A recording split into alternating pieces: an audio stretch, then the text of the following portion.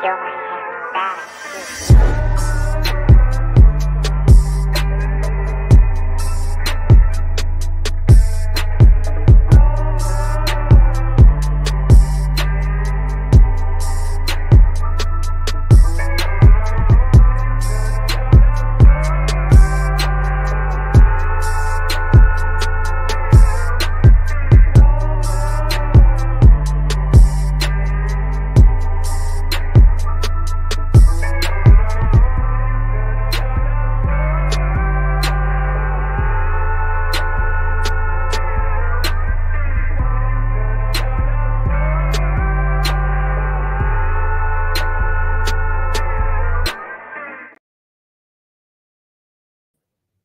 Oh, thought I had myself added. My fault. What's up, primates? I'm Shane the Skeptic, and as always, I thank you for tuning into my channel to watch my content. I'm going to say what's up to everybody that ends up tuning in during the live. It looks like the count is 0 right now, but that number's probably going to go up a little bit.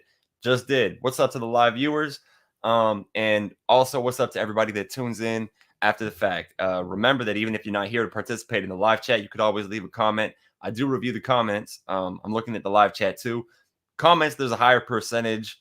There's a higher likelihood that I'm going to see whatever it is that you said because I'm going to see that after the fact. Live streaming, I'll definitely probably see it after the fact if I look at the live chat replay. If I don't see it in real time, but I normally do, I'll be distracting myself from the stream even sometimes when I look at that chat. But I'm going to say what's up to the live chat. So what the Beck is here says, Shane, what up, brother? What's going on with you? Hope you're doing well. I don't know what time it is in your time zone. I don't know what time zone you're in, but it is just past 2 a.m. here. It's 21 to be specific, but we're in the a.m. over here. So I'm in Texas for those that don't know. But yeah, I know that a lot of the people that are in the like online skeptic community, a lot of them I notice will be doing live streams at midnight, 2 in the morning, 3 in the morning. So, I work night shift. So this is just the time that I'm normally awake. And I figure, okay, if everybody's going to be up at this time anyway, then that's perfect for me, because doing live streams, I mean, different streams get different view counts, but it all comes down to people scheduling.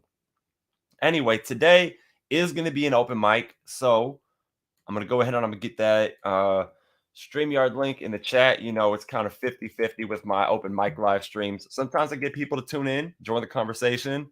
And whenever that happens, sometimes I might put a topic forward so that we have something to start off with. But then I try to let the other people also, bring their own topics, change the topic, let the conversation become something different. I also want to get into philosophy of religion today. So I wanted to review this paper, and I'm going to be reading this a little bit today. It gets into I'm not going to sit here. It's basically a PDF of an entire book. I'm not going to sit here and read a whole book, but I want to go through the beginning of the philosophy of religion course book, which covers differing definitions of the term religion. Because if you stop and you really think about it, what exactly is religion? I mean, there are a lot of words that we could think of. Faith comes to mind, where we all have some similar understanding of what the term means. But if you ask 5 different people who use the term faith what they mean by it, very unlikely that you're going to get 5 compatible definitions. I'm not just talking verbatim word for word. I'm talking even compatible with each other. You talk to some people, what does faith mean? They're going to say, well, faith is just having belief in something that you can't know. And in that case, I'm not opposed to faith because there are plenty of things which you could have good reasons to believe, though you might not have sufficient justification to know them. But then I understand faith to mean I believe it for lack of a reason. Faith is lack of reason to me. You just believe it. Like if I have a hunch and I can, I mean, I really generally don't use the word faith other than if I use it as a synonym for hope. So I could say faith in humanity, for example. Um, yeah, people mean different things by the term. So religion is kind of the same way. If you ask somebody what the term religion means, a lot of the time, maybe we can go to like the Oxford definition, but we all know how definitions work. I hope so on this channel. They're descriptive, right? Not prescriptive. So, um, anyway, we'll get into this paper here so that I could see what it's about, or not see what it's about. See what the what the definitions of religion have to offer. I say that as if I didn't already read this. I did already read it, so or at least the first few chapters. I'm gonna keep.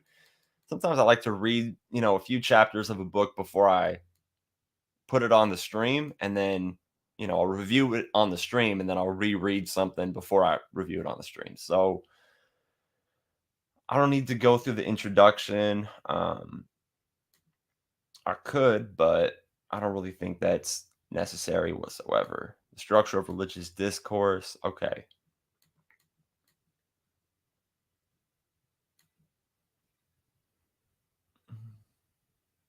Okay, cool.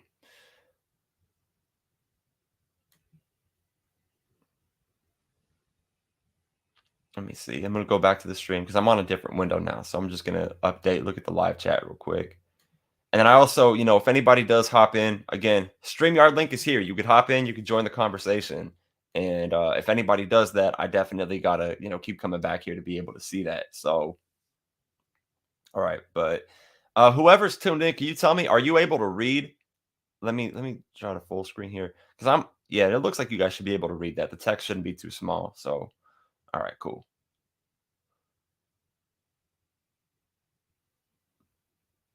Okay, so I can still zoom in though. This didn't skip. I apologize, everybody.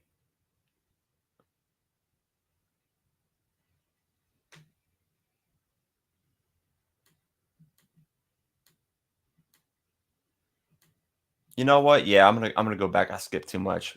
So my apologies.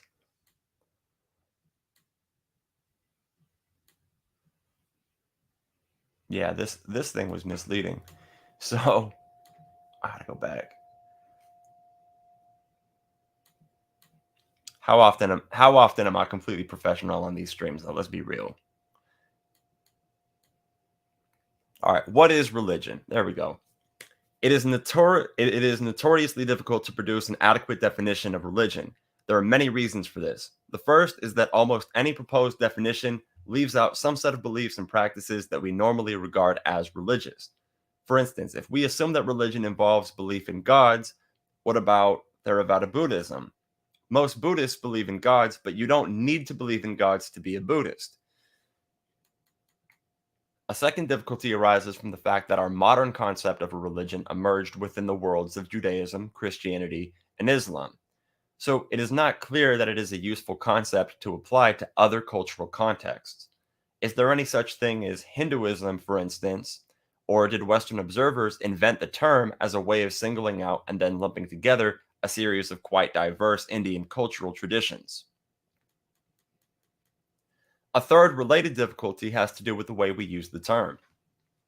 In the academic study of religions, religion is used to refer to a particular set of beliefs and practices, for example, Christianity, comparable to other sets of beliefs and practices, like Islam. The problem is that there have been other quite different ways of using the term. In any case, no serious believer regards his religion as simply a religion. Followers of the theologian Karl Barth, for instance, insist that the Christian revelation must be distinguished from all forms of religion.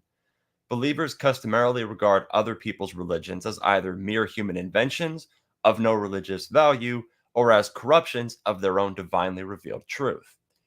We see that a lot with Islam, but I mean, even Christians believe Islam is a corruption of the Bible, right? So, medieval European thinkers, for instance, tended to regard Islam not as another religion parallel to Christianity, but as a heresy, right?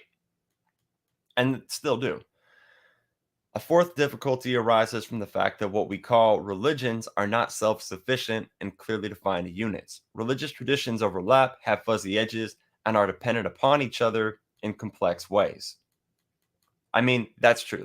Like Christianity depends upon Judaism, right? Because you can't have the fulfillment of the Old Testament prophecies were it not for the Old Testament, right? So that obviously makes sense. All right, cool. You can read it, so that's good. So, despite these difficulties, many attempts have been made to offer a definition of religion. there are at least 4 classes of definition on offer. A first category is that of experiential or attitudinal definitions. These seek what is common to religions in some alleged experience of the divine, or in more detached treatments in the attitude of believers towards what is thought of as divine. Rudolf Otto, for example, believed that the heart of religion to be experience of the holy as a mysterium tremendum et fascinus. I'm not going to claim that I know how to pronounce that. I'm doing what I can as I read it.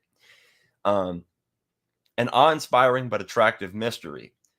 Similarly, Emil Durkheim, the founder of sociology, thought that the common feature of all religions was a certain collective attitude towards sacred things, which are thought of as radically different from profane realities.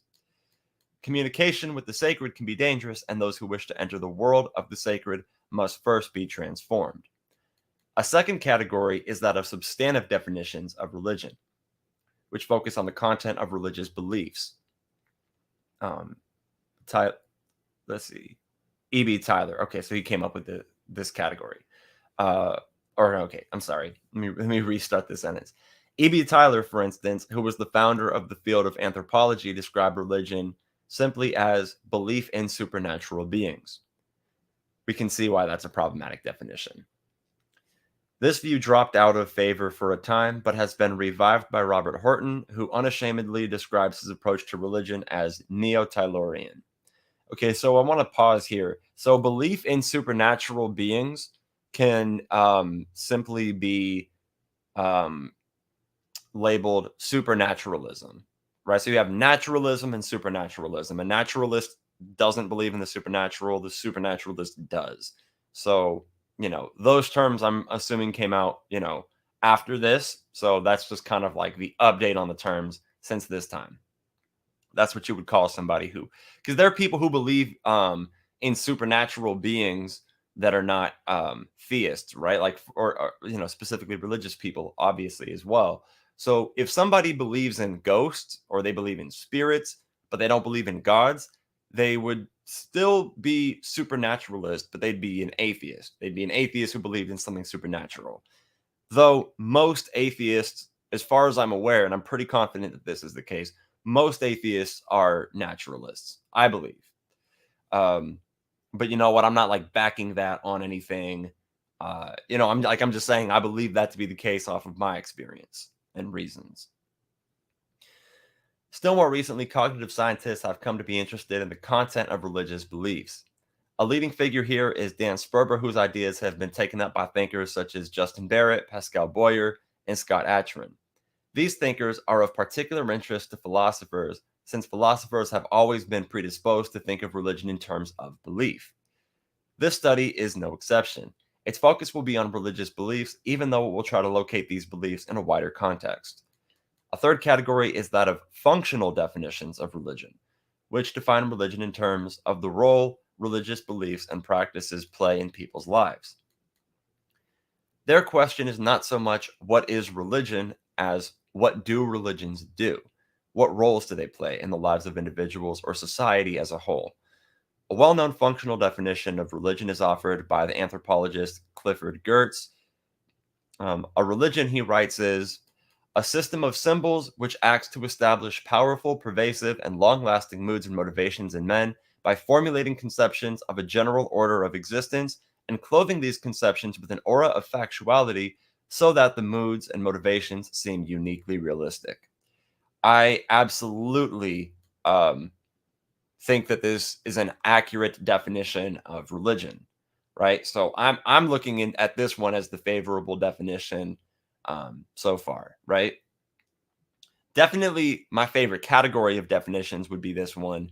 But I think this is probably the most accurate so far, but we'll keep going. A perhaps more clearly functional definition is offered by Keith Yandel. A religion, Yandel writes, is a conceptual system that provides an interpretation of the world and the place of human beings in it, bases an account on how life should be lived given that interpretation, and expresses this interpretation and lifestyle in a set of rituals, institutions, and practices. Ooh, tough to pick between those two definitions, But if anybody here in the live chat or, after the fact in the comments could write between these two definitions. So this would be the first one, Clifford Geertz. Hope I'm pronouncing the name. I'm assuming I am. Clifford Geertz. He says, again, a system of symbols which acts to establish powerful, pervasive, and long-lasting moods and motivations in men by formulating conceptions of a general order of existence and clothing these conceptions with an aura of factuality so that the moods and motivations seem uniquely realistic. That is, I think, perfect. But then we have the one from Yandel, a conceptual system that provides an interpretation of the world and the place of human beings in it, bases an account of how life should be lived given that interpretation, and expresses this interpretation and lifestyle in a set of rituals, institutions, and practices. Those are two tough definitions for me to pick between. I might be inclined toward. Well, I guess the second is more accurate when I think of specific religions that I have examples of, like Islam and Christianity. Although I don't know if it's a necessary condition here. The one about the interpretation of the world and the place of human beings in it. That part, I don't know if that is a necessary condition. Yeah, I don't know. I don't know about that.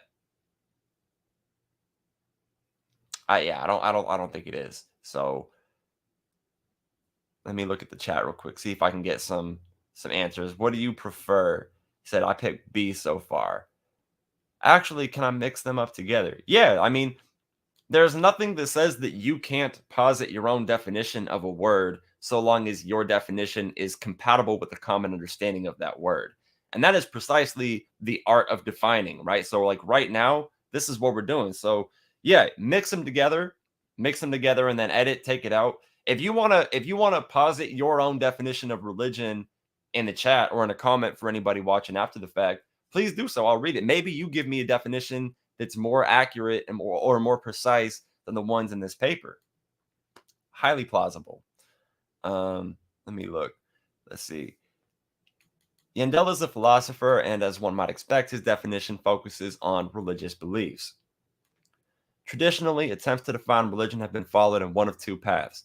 Some seek to identify what philosophers call necessary and sufficient conditions. We'll get into that.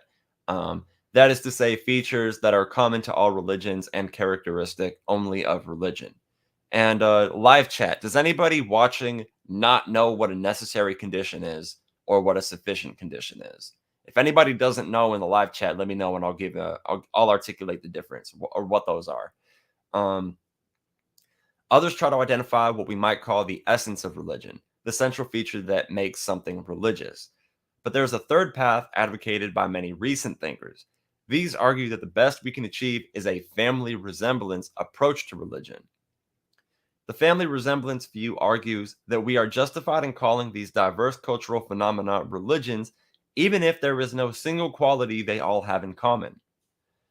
What unites religions is a complicated network of similarities overlapping and crisscrossing, to use Ludwig Wittgenstein's phrase. In this respect, we may compare the term religion to the term game.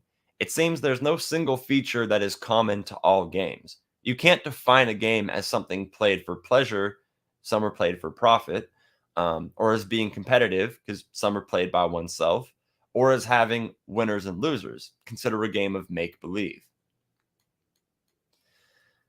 But then again, is make-believe yeah, I guess we're arguing over what the definition is. I don't know.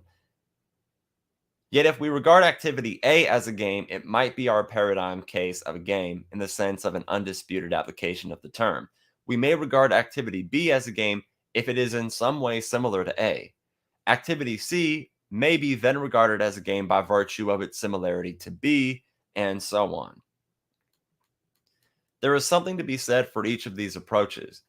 Which you favor will depend on what you are trying to do. If you feel the need to justify the use of the term religion for phenomena as different as Confucianism or Orthodox Judaism, then Wittgenstein's discussion of family resemblance is a good place to start. I do think it's a rational approach to defining. I'm not so sure that I'm convinced by it, but I do think it's a rational approach to take. Anthropologists, because they are interested in the role played by religion in particular societies, are more likely to adopt a functional definition. Philosophers, in turn, have a different set of interests. They're interested in the justification of religious beliefs. This leads them in the direction of a substantive definition of religion. Religion, or at least the particular form of religion they are studying, is defined in terms of a certain set of beliefs. So when I read this part that says they're interested in the justification or the at least the rationality of religious beliefs. In many cases, yes, not necessarily. It depends on the context of the conversation. If I'm having an epistemic conversation where I'm trying to find out why you believe this or how you know this is the case about what something is, um, I'm sorry, I got distracted. He said insanity. Religion definition. Please see insanity. That's funny. Yeah, but then we'd have to define. I mean, I know it's a joke, but we'd have to just define all insane people as being religious. Then we'd have to say there were no insane people who were secular, which would obviously be putting our foot in our mouths. Let's see. I'm gonna down to classical theism here. Oh yeah, but the point that I was making though is I could be having an epistemic conversation about how somebody has come to believe in, for example, Islam, or I could have a separate conversation where I'm just asking about the contents of the religion. I could talk to a Muslim and ask them about Islam in a conversation where I don't get epistemic at all, and I don't ask them, how do they know Allah is the one true God? How do they know Muhammad was the final prophet? Like, you know what I'm saying? So you can ask somebody what they believe, and that's not necessarily going to be asking them about the epistemic basis on which they come to believe it. That so I just felt like that sentence kind of failed to appreciate that distinction. And ontology and epistemology, it's a categorical error for you to have, like a question in one and an answer in the other. So that's just always an important kind of thing to point out here. Um, and before I continue to classical theism, let me check.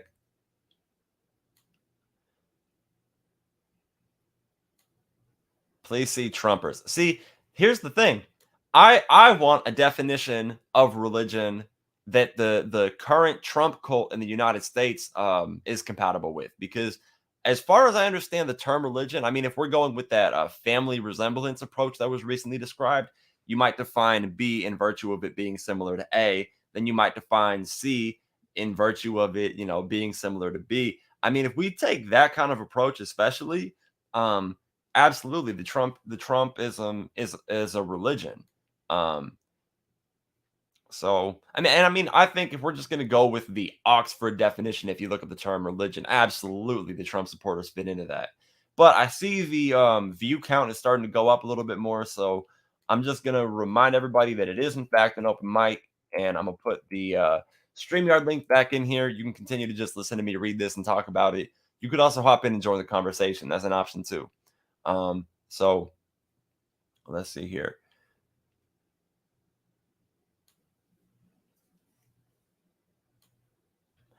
Before I go to classical theism, you know what I'm curious about now? If I go to my favorite definition from earlier and then try to consider the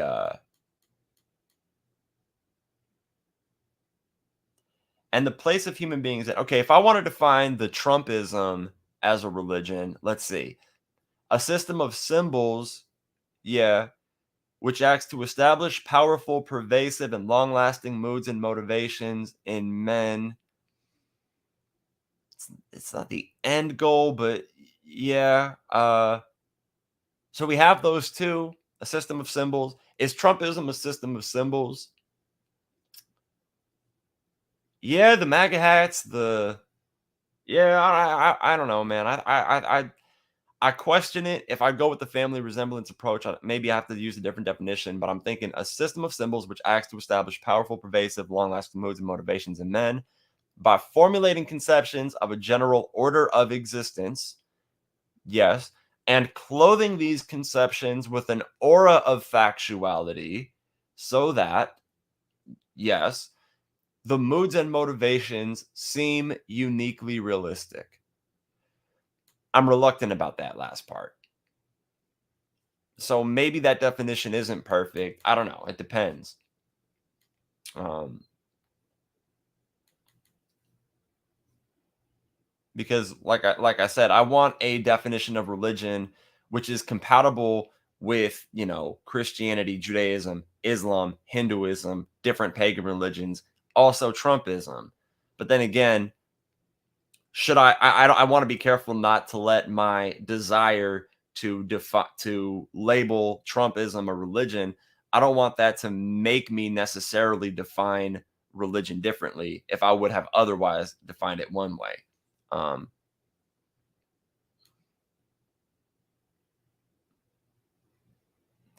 what kind of control mechanism does the Trump organization use? That's actually a more complex question than it seems like, because what kind of control mechanism? You can argue that there's see mechanism. It's more than just one mechanism though. I mean, fraud, would fraud count as a control mechanism? Because he does commit a lot of fraud and, ask for money because of, his persecution from liberals, but then he takes the money that's supposed to be for that and uses it for something different. He lies about it. Dude, I don't think his donors care if he lies about what he uses their donations for, if I'm being honest though, right? Because he's kind of, since they see him as their religious figure, the leader of their religion, I mean, he can pretty much do whatever he wants to, and I think for a Trumpist to criticize Trump would be like a Christian to criticize Jesus. It doesn't really make sense to me. Um, let's see. Classical theism. Okay. The form of religion that philosophers of religion generally take as their starting point is what I shall describe as classical theism, or for simplicity's sake, simply theism. Yeah, we do want to distinguish this because some of us, when we use the term theism can be defined as belief in a god or gods, and then atheism is just the absence of that, right? But in academia, the term theism normally refers to classical theism. Normally, people wouldn't say the word in academia. They wouldn't say the word theist if somebody didn't believe in what's the god of classical theism, i.e., um, the Abrahamic God. So normally, theism is in academia a term used to apply to the Abrahamic God, though you can define theism as belief in gods, in which case it doesn't necessarily have to be the Abrahamic God. Um, Theism is a philosophical statement, what some philosophers call a rational reconstruction of the underlying principles of the three great Middle Eastern religions, Judaism, Christianity, and Islam. More precisely, it is a formulation of the doctrine of God that is to be found in the classical thinkers of all three traditions. One thinks, for example, of Moses Maimonides, I don't know. In Judaism, Thomas Aquinas in Christianity, and Abu Hamid Muhammad al Ghazali in Islam. What is the foundational theistic doctrine?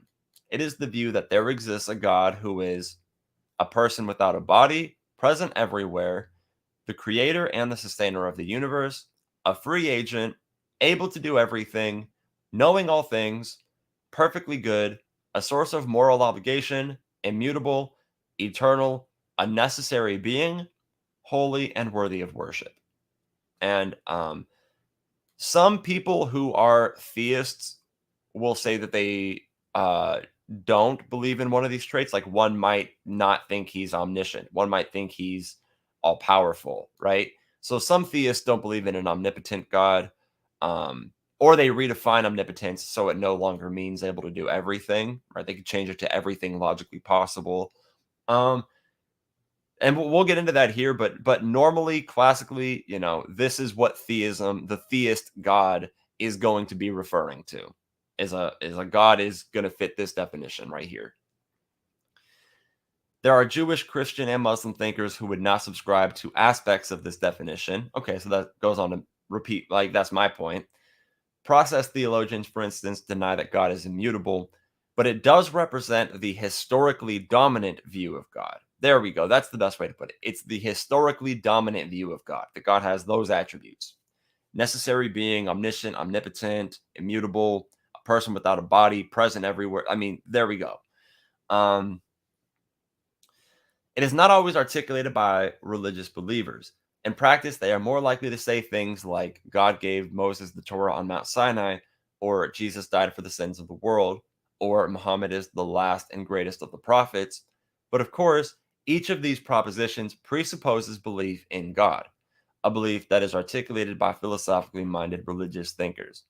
And I will say, as I've gotten older, I'm not a fan of this use of the word presuppose, because it's saying, each of these propositions rests on the belief in God.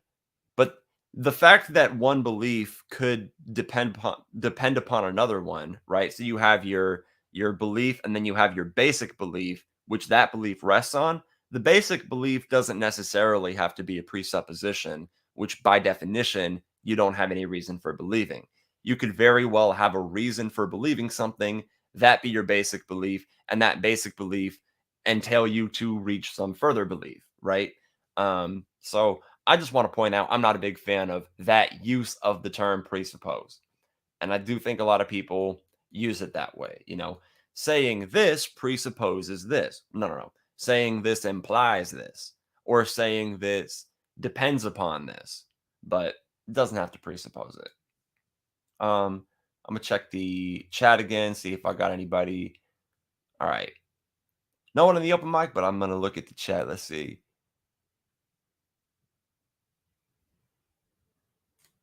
Sounds like this guy is redefining what theism is. It's not redefining it. People don't all define it the same way. And um or I don't know if you were referring to this, or you were referring to the paper, but um yeah, I mean, the art of defining a term is arguing over a definition. And that's the weird thing about defining words, is arguments about definitions are the only arguments where winning the argument makes something true. And even that statement isn't entirely true. It's just more true than false. Definitions are a very tricky thing, actually. So, um, I don't know, but I'll get back into the paper. Let me see here. Actually, you know what? Let me light this blunt. Look at this little short blunt I rolled. Because I normally don't smoke inside, but I smoke inside when I stream, but not that much. Obviously, I cut it short for that reason, like I said.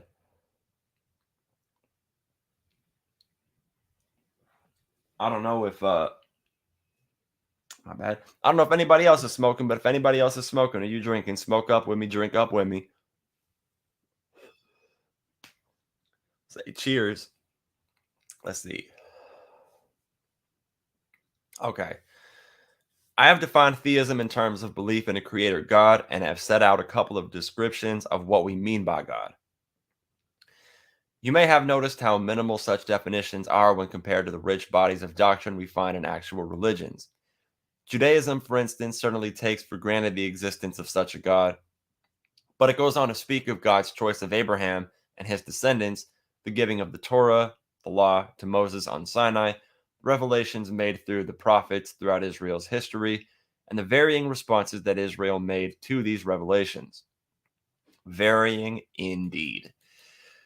Christianity builds on these ideas to speak of the dire state of human beings entrapped by sin, the sending of the Son of God in human flesh to deal with sin, the founding of the church, and the sending of the Holy Spirit, as well as the promised consummation of this plan in the end times. Islam has its own account of God's dealings with humanity, culminating in the sending of the Prophet Muhammad as the last and greatest of God's messengers who came with guidance for humanity.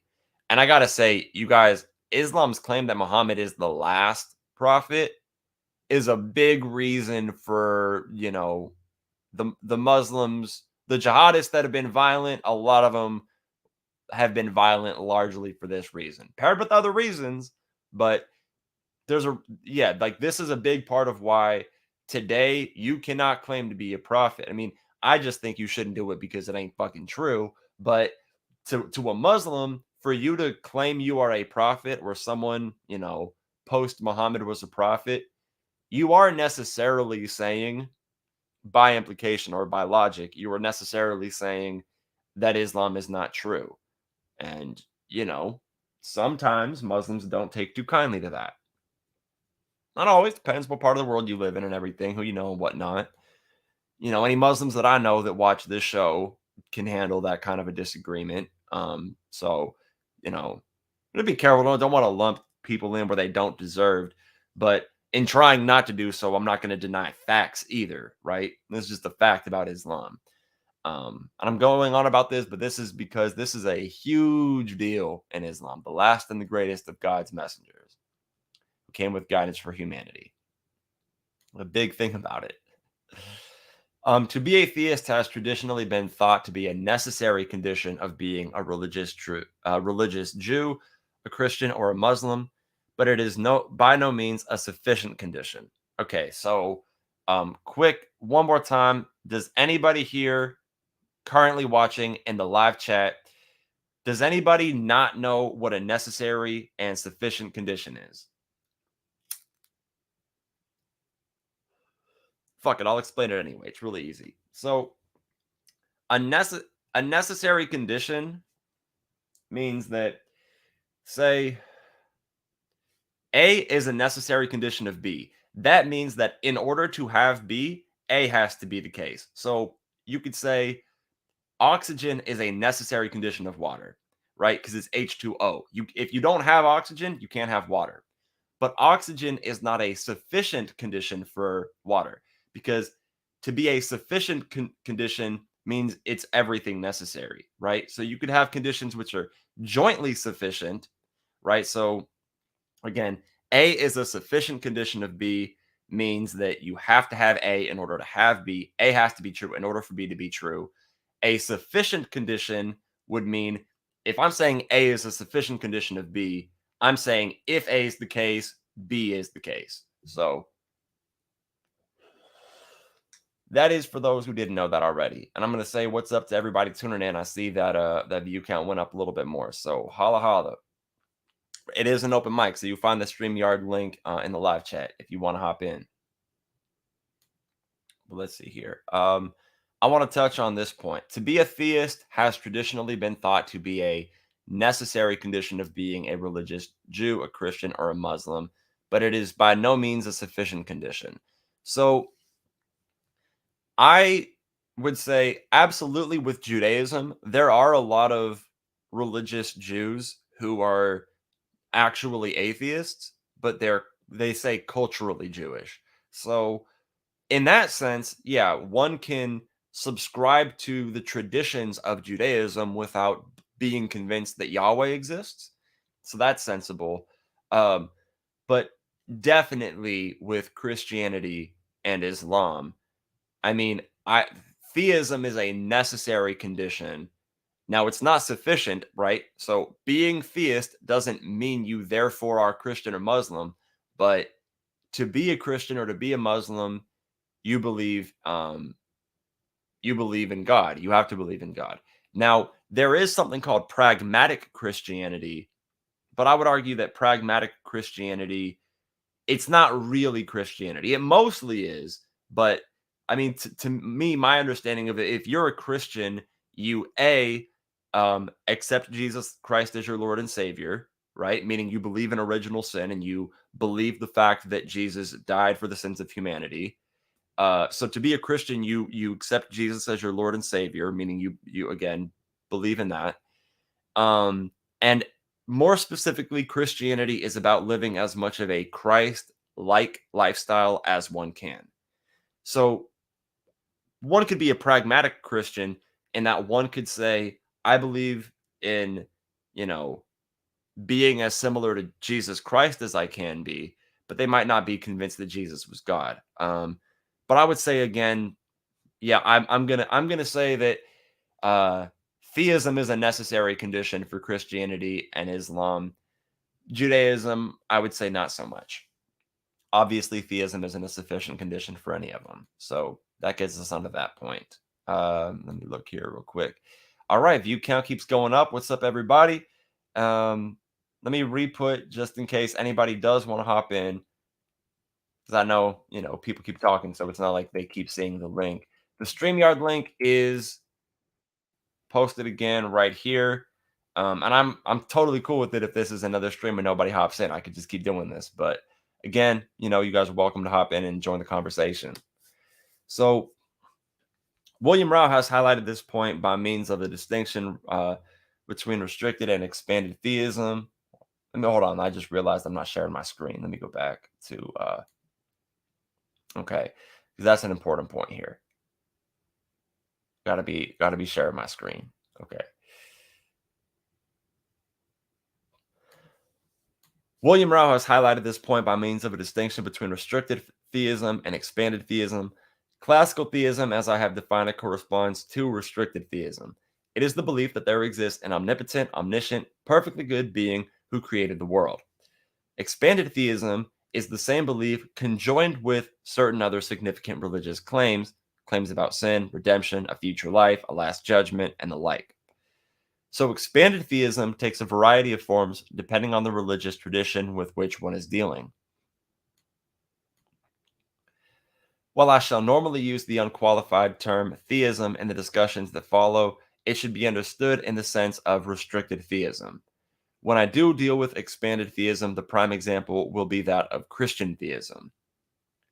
The distinction has an interesting implication. You might, for example, be convinced by one or more of the traditional proofs for the existence of God, but still have no reason to join any particular religious communities. In Rao's terminology, you might be convinced of the truth of restricted theism, but remain unconvinced regarding any particular form of expanded theism. So, whether or not one can be a Christian, for example, without being a theist, it does seem possible to be a theist without being a Christian. Okay, I'm going to say not seem possible, is absolutely possible, unquestionable. This is not up for debate. You can be a theist without being religious. Unquestionable. Quick correction there. This option or something resembling it is sometimes referred to as deism. It is a historically significant position. One can argue that many of the founding fathers of the United States were deists rather than traditional Christians, but once again, it is a minority view. I don't think that's true about Thomas Jefferson. I don't think, yeah, I don't know about all of them, but believe that is mistaken. All right. All right, just went back to read the chat. All right, nothing new, so I'm gonna keep going. All right, religion as communal activity. However we define religion, it is important to note that religion is a communal activity. This fact has not always been appreciated by scholars of religion who have suffered from a kind of Protestant Christian bias in which the focus is on the individual and his or her relation with God. The philosopher Alfred North Whitehead, for example, remarked that religion is what the individual does with his own solitariness. If you are never solitary, you are never religious. Collective enthusiasms, revivals, institutions, churches, rituals, Bibles, codes of behavior are the trappings of religions, or of religion, its passing forms.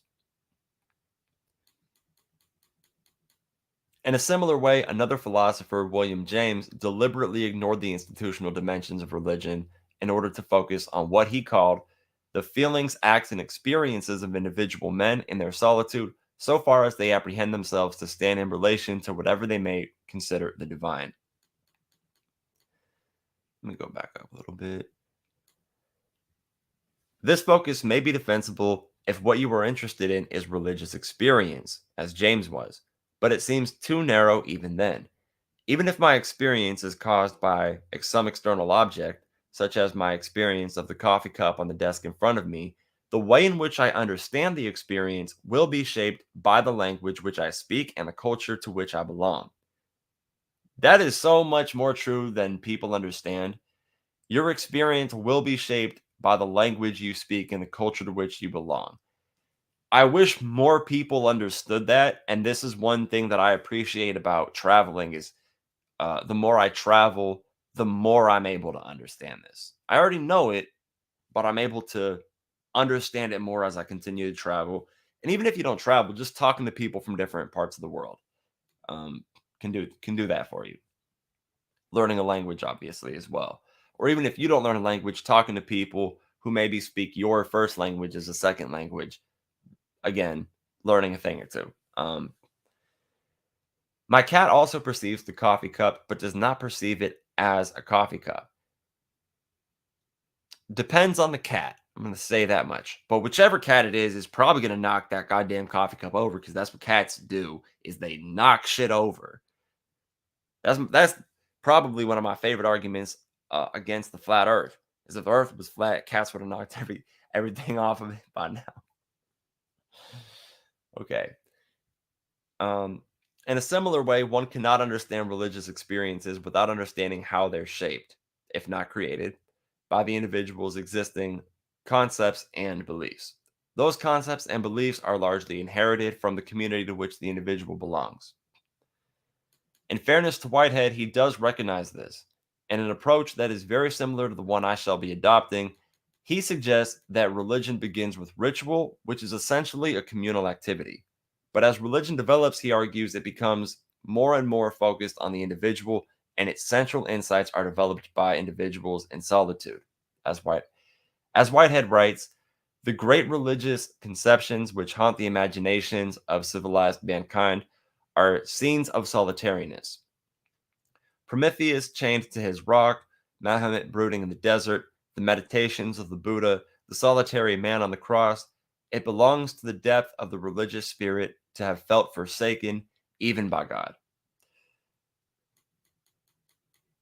Well, perhaps it does, but the understanding of the God by whom you feel forsaken is not a product of the individual alone. It is first and foremost inherited from the community. The communal nature of religion was emphasized by the founder of sociology, Emil Durkheim. Is it Durkheim or Durkheim? I don't even know. I've heard Durkheim, but it's spelled like it's Durkheim. Fucking hate not knowing. For Durkheim or Durkheim, the key category for the study of religion was that of the sacred, which embraced things set apart from the everyday or the profane. It is not just supernatural beings that are considered sacred, but certain people, objects, myths, beliefs, and rituals. Right? I mean, think we, even secular individuals, can consider a tombstone to be sacred, right? Um, a lot of people might argue that sacred is a religious term. I would say normally, but not necessarily. Uh, yeah, something could be sacred.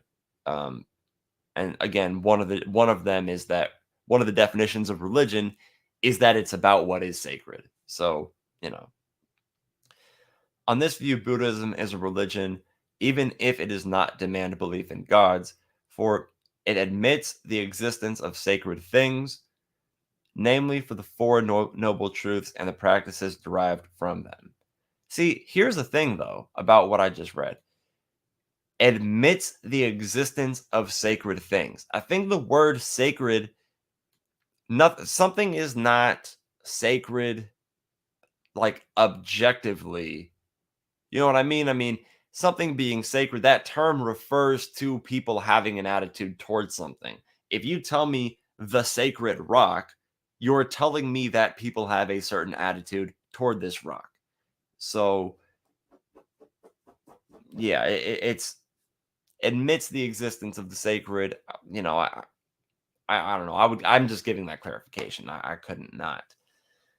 Nonetheless, Durkheim insists that we don't have a religion until we have a community united by the recognition of the sacred.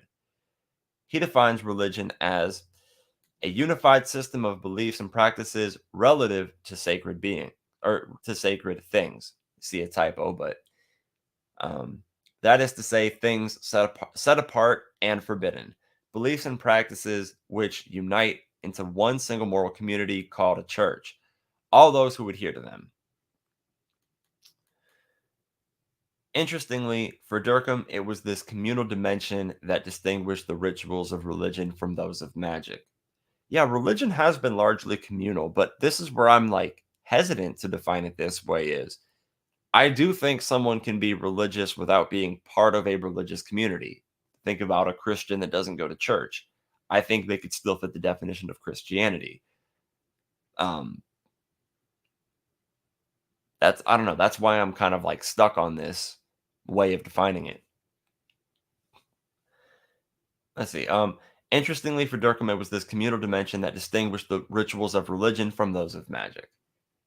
I'm thinking of the comedian talking about religion and magic, but um, magic is resorted to by individuals rather than recognized by a community. There is no church of magic. Durkheim is an important figure for this discussion. See, and then we're not all defining magic the same way. Here we go, right? The anthropological descriptions of religion I shall use are indebted to Durkheim, not just in their focus on the category of the sacred, but also in their recognition that religion is a communal phenomenon. Okay, so let me ask you guys, those of you watching, do you agree with the proposition religion is a communal phenomenon? Do you agree or disagree with that? Or do you have a nuanced response? This is where I want some interaction with the live chat because I mean, if you think about it, like I said, a person can be religious without being in a religious community, but their religion is still derived from a community. So, Carrie Ann Chrysler says no. Yeah, I see reasoning on both of them, but I would say, no. I think I'm with you on that. Okay. Let me see how long this next section is. I don't know if I'm gonna cut the live or if I'm gonna keep reading. Community, tradition, and ritual. Ah, fuck, damn, went way too far. Shouldn't have grabbed that. Okay. All right, that's not too long to cover. And then, all right, I'm gonna cover this next section, and then I'm gonna cut the live after that. So if somebody hops into the open mic, I mean, I'll stay on longer. I'll keep doing it. But other than that, I think this is a good place to take this stream too.